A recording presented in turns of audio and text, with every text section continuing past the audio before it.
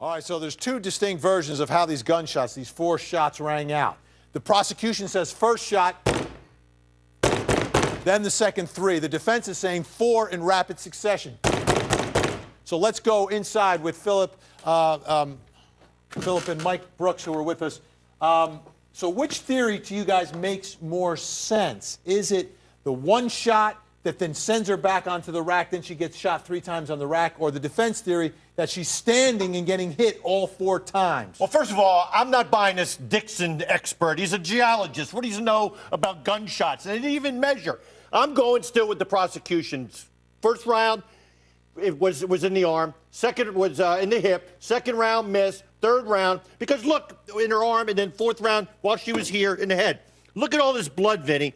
And the brain matter on the toilet. This is after she's leaning over after having been shot in the head.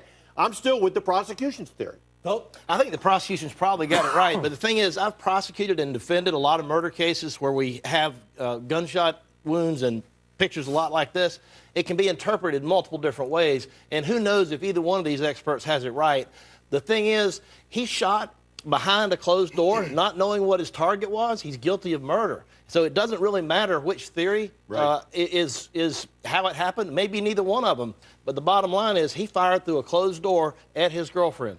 I still find the ballistics expert for the prosecution much more credible than Dixon, the defense supposed expert. Well, the one mistake you made, Philip, though, is that you said that he shot not knowing who's behind the door. Prosecutors like me would say, oh, he knew who was behind the door. He knew that Rivas his statement was he didn't know what was behind the door. Yeah. Right. But see, I think he did know what was behind the door. But even if he didn't, he shouldn't have fired those shots if he didn't know what was behind the door. Okay, hair and brain matter found on the toilet. Is that possible? Is that plausible under the defense theory where she shot 4 times before she even ends up back here on the magazine rack? What do you think? It's possible, but highly improbable. That's why I think the prosecution theory is more credible than the defense.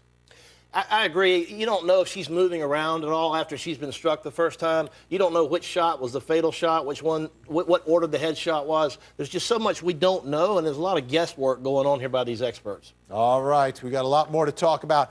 Up next, we're going to talk about the importance of this magazine rack. Where was it inside that bathroom? And what does the expert say versus what Oscar Pistorius says about where that rack was? Also, Susan, what are we following?